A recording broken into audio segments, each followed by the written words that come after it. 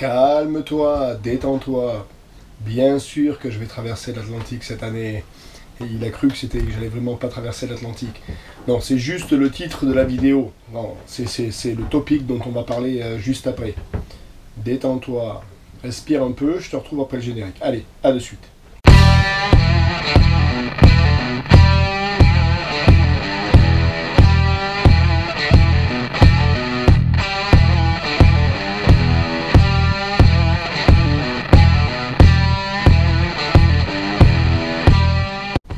Bon, alors, je ne vais pas traverser l'Atlantique cette année, mon bateau n'est pas prêt. C'est quelque chose qu'on entend régulièrement, auquel on est tous soumis, hein, cette espèce de petit stress où on se dit est-ce que je suis prêt, est-ce que les finances ça va, est-ce que le bateau est prêt, est-ce que j'ai assez d'expérience. Et c'est quelque chose que je voulais partager avec vous parce que, pas que je veuille pointer du doigt qui que ce soit, mais on en est tous passés par là et bon, moi j'ai traversé plusieurs fois. Et je me rends compte qu'il y avait plein de choses avec lesquelles je me faisais des soucis qui en fait sont des créations de mon cerveau, hein, puisqu'on ne sait pas ce qui va se passer. Et donc je voulais un petit peu vous aider à franchir le pas. Mais avant d'attaquer sur ce sujet-là, je voulais remercier tous ceux qui me suivent sur ces vidéos. Hein, on est de plus en plus nombreux, donc si vous n'êtes pas encore follower ou subscriber, eh bien, le petit coin là en bas, vous avez le petit onglet rouge. N'hésitez pas à nous suivre sur le YouTube channel. Ça vous envoie juste un email à chaque fois que je poste une vidéo. Je voulais remercier aussi les Patreons de ce mois. Donc il y a eu Wayne Steven, Jérôme Walta et Niti Paran. Donc ce sont des gens qui ont, vous allez voir aussi, si vous cherchez un petit peu, à la fin de la vidéo, il y a un petit logo Patreon. Ce sont des gens qui voilà, ont décidé de supporter mon voyage et de m'aider à continuer. Et donc chaque fois que je poste une vidéo, ils me font généreusement un cadeau de 5 $, ce qui est très aimable de leur part. Bon, revenons à nos moutons. Voilà, le bateau n'est pas prêt pour faire la transat. Déjà, je voulais vous dire qu'un bateau n'est jamais prêt. Et là, j'en suis le pur exemple. Comme vous avez pu le voir, des gros soucis de mécanique. J'ai un moteur qui vient d'être conditionné. Il suinte encore légèrement de l'huile. J'ai toutes les raisons du monde pour garder mon statu quo et ma tension et dire ah ouais, je suis pas prêt, il faut que je teste le moteur et finalement je le fais pas. Non, un bateau il est jamais prêt. J'ai pas posé mon dessal, il faut que je change ça, j'ai pas le radar, j'ai pas. Il faut savoir que pendant des années, il y a des gens qui ont fait des traversées avec pratiquement pas d'électronique, 1/10 des bateaux qui sont de l'autre côté ont un dessal, mon groupe froid, etc., etc., etc. Tout ça sont des excuses qu'on se donne. Moi, ma première transat, c'est un cache acier. Zéro électronique, j'avais un GPS portable que j'allumais pour me donner ma position, donc une carte papier, un sextant et tout à l'estime. Pas d'autopilote, on a barré pendant 21 jours, Gran Canaria, la Barbade. J'avais un panneau solaire et mon moteur, j'allumais le moteur une fois tous les jours pour les 2 repas, pour faire l'électricité une fois à minuit, basta. Et toutes les, je sais plus combien, on allumait le GPS pour avoir notre position, qu'on reportait sur la carte pour voir si l'estime était juste. Donc vous voyez, et pas de frigo, c'était une glacière, enfin bref, on était vraiment à la route, mais bon, on a traversé, il n'y a pas eu de problème. Donc ouais, le bateau sera jamais prêt. Par contre, les vraies raisons qui font qu'on ne traverse pas l'Atlantique, pour moi il y en a 2. La première c'est le budget. Vous dites bon c'est bien, je veux le faire, mais comment je vais vivre mon rêve. Et là il y a 2 catégories de gens. Il y a les gens qui sont encore dans la partie active, hein, ce que j'appelle, donc qui travaillent aujourd'hui, qui ont un revenu, qui voudraient tout plaquer mais qui n'ont pas les moyens. Puis il y a les retraités. Donc dans la partie active, c'est mon cas. Écoutez, c'est pas dur, je vais vous expliquer ça en 2 mots. Vous voyez le sac qui est là, ma vie rentre là-dedans. Donc j'ai une voiture qui coûte 1000 balles, qui est chez mes parents, où je paye l'assurance, et j'ai plus rien d'autre. Il doit me rester chez mes parents 4 t-shirts et 3 paires de chaussettes. Donc tout est là. Donc tout le reste que vous avez, vous voyez, il y a eBay, il y a Le Bon Coin, etc., etc. Vous commencez par tout vendre. Déjà vous allez voir, vous allez amasser un petit paquet d'argent. Votre appartement, etc., etc., vous mettez en location, enfin... là, de ce côté-là, si vous êtes dans l'actif aujourd'hui, il faut y aller, quoi. Il faut franchir le pas. Si vous voulez faire du bateau, partir et avoir la sécurité financière que vous avez aujourd'hui, ça n'arrivera jamais. À un moment donné, il va falloir prendre un risque, et le risque, c'est celui-là, c'est qu'il faut tout vendre. C'est combien vous voulez, à quel point vous avez envie de vivre votre rêve, quoi. Est-ce que c'est juste un rêve que vous vivez dans le papier, ou est-ce que c'est un rêve que vous voulez vraiment vivre? C'est ça, la vraie question. Donc vendez tout. Hein, il vous restera 2 sacs, ça suffit pour partir. Et vraiment, dans le bateau, il n'y a rien. J'ai un PC, 2 GPS, c'est tout, quoi. Une paire de palmes, enfin un peu de matériel de sport, mais j'ai rien. Donc ça, c'est une première chose. La deuxième, il faut savoir que il y a des territoires et des départements français un petit peu partout autour du monde. Donc si vraiment vous avez un problème de caisse de bord, de l'autre côté, il y a aussi du travail. Ça permet de faire des escales, de s'arrêter, vous travaillez 2 mois ici, vous mettez un petit peu d'argent dans le bateau, etc. Il y a des gens qui ont peut-être des skills, un savoir-faire qui ne se trouve pas partout. Il faut savoir qu'en général, partout dans les DOM et dans les TOM, si vous avez un bon niveau d'anglais, ou si vous avez un bon niveau technique, ou si vous avez fait des études supérieures, vous trouvez du travail super facilement. J'en ai fait l'expérience, hein. J'étais embauché, j'avais 25 ans au club de Bora Bora, au club Med là-bas, et je suis arrivé, ils m'ont dit vous parlez anglais, oui, bim, en 48 heures j'étais embauché, hein. Je suis parti avec un sac à dos à l'époque. Pareil, donc n'hésitez pas de ce côté-là. Après il y a la question des enfants.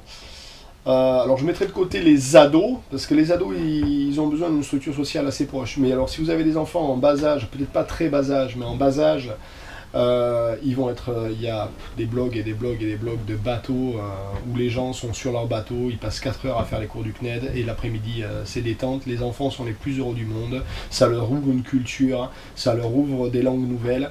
Donc ça c'est pareil, les enfants, il y a des centaines de bateaux qu'ils font, c'est la mauvaise excuse.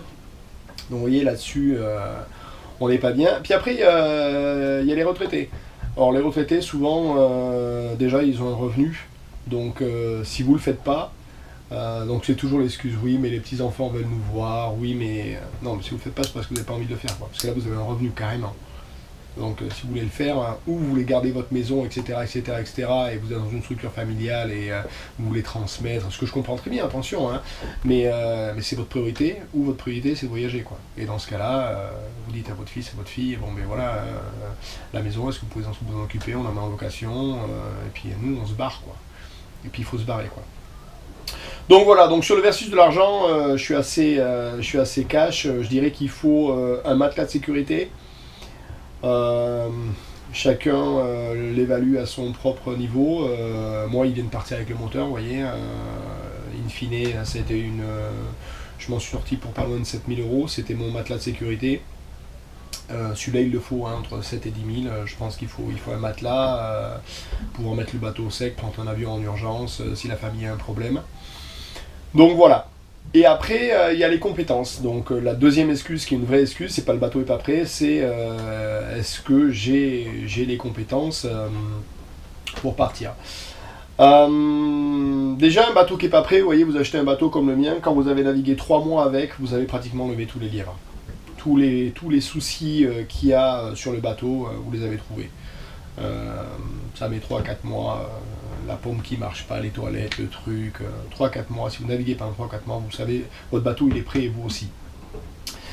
Après les compétences, le problème qu'on a quand on commence la voile, c'est que souvent on fait des sauts de puce. On se lève tôt le matin et on arrive tard le soir avant la tombée de la nuit. On se dit voilà, on fait 5 de moyenne, on va faire 60 000 dans la journée. Et on fait jamais de nav de nuit, donc ça, pour commencer, il faut passer à faire des naves de nuit, hein. C'est la première chose qu'il faut faire. Faites des naves de nuit, c'est important, c'est là qu'on apprend le plus, j'ai envie de dire, et puis ça vous familiarise avec les feux des autres bateaux, la routine. Moi je dors dans le cockpit, quand on est... donc on n'a pas le droit de naviguer seul, hein. Les gens qui naviguent seuls sont en dehors de la loi maritime, puisque une veille permanente doit être donnée sur un bateau, et le radar n'est pas considéré comme une veille. Donc vous êtes deux, moi ce que je fais, je dors dans le cockpit, la deuxième personne est à côté de moi, elle fait 2 heures, quand c'est fini elle me réveille, etc. Si elle a le moins de soucis, je suis à côté, un petit coup de main, Steph, et puis voilà, ça se passe comme ça. Donc faites des naves de nuit, et puis surtout, il faut prendre conscience que l'herbe est plus verte dans le pré d'à côté. Si vous naviguez en France ou en Méditerranée, comme vous le savez, la météo en Méditerranée, elle est tout sauf réelle. Donc les coups de vent qui se lèvent à 3 h du matin, les tempêtes, les machins, les trucs en plein milieu de la nuit, les coups de Mistral de Tamontane, les effets de relief. Voilà, une fois que vous avez passé Gibraltar, vous êtes à 60 000 des côtes de Gibraltar en direction des Canaries, c'est fini. Tout ça, ça n'existe pas. La météo, elle a été prise, elle est juste. Donc vous ne serez pas embêté quand vous faites vos traversées jusqu'aux Canaries, la météo elle est juste quoi. Le vent il vient de là, il ne change pas, vous n'allez pas tirer les bords, ça ne va pas tourner pendant la nuit, tout ça c'est ce qu'on vit le long des côtes quoi. Donc il faut savoir que la météo large elle est beaucoup plus sûre que la météo le long des côtes, puisqu'il n'y a pas tous ces effets de relief et ces brises de mer et ces brises de terre qui se lèvent. Donc naviguez. Forcez-vous à faire des naves longues, c'est hyper important. Arrêtez de faire des sauts de puce, on n'apprend pas en faisant des sauts de puce. Quand on se lève le matin et qu'on part le soir, on n'apprend pas. Il faut vous forcer à partir pour 3-4 jours. Faites des one-shots, vous êtes sur la Grande Motte, vous voulez aller au Baléares, allez-y d'un trait, vous êtes au Baléares, mais allez loin quoi. La deuxième chose, n'ayez pas peur de prendre des équipiers. Moi, quand vous faites une transat, là je vais faire la transat, on va être 5 à bord. Fait des quarts de 2 heures, tout le monde fait sa nuit, c'est vachement bien. Vous n'avez pas à vous imposer à pas dormir. Donc voilà, c'était mon message, j'espère, et je ne visais personne, hein, je vous disais, moi sur mon premier bateau, j'ai eu cette question-là, j'ai eu le stress, j'ai pris du mauvais temps au début en Méditerranée, je me suis demandé si ça allait le faire, puis voilà, une fois qu'on est parti, ça se passe tout seul. Donc encore une fois, le bateau n'est jamais prêt, hein, c'est une excuse, vous pouvez partir, vous avez navigué 4 mois sur un bateau, vous avez fait des petits sauts de puce ici et là, le bateau il est prêt. Si vous avez fait ça, vous pouvez faire le reste. Ça c'est la première conclusion. La deuxième c'est l'argent. L'argent c'est souvent une fausse excuse, comme je vous dis, si vous voulez aller naviguer au soleil, etc. Vendez tout. N'ayez pas peur, ayez tout dans un sac, amenez vos enfants sous le bras, les cours du CNED, et on est parti. Et il y aura du boulot là-bas, et vous dites pas, je vais trouver... non, partez, prenez-vous 3-4 mois d'avance, et vous allez trouver du boulot sans aucun problème, et même en cours de route, vous allez financer, puis la possibilité aussi de travailler sur le net. Si vous êtes retraité, ça tombe tous les mois, les gars, hein, donc à un moment donné, faut arrêter.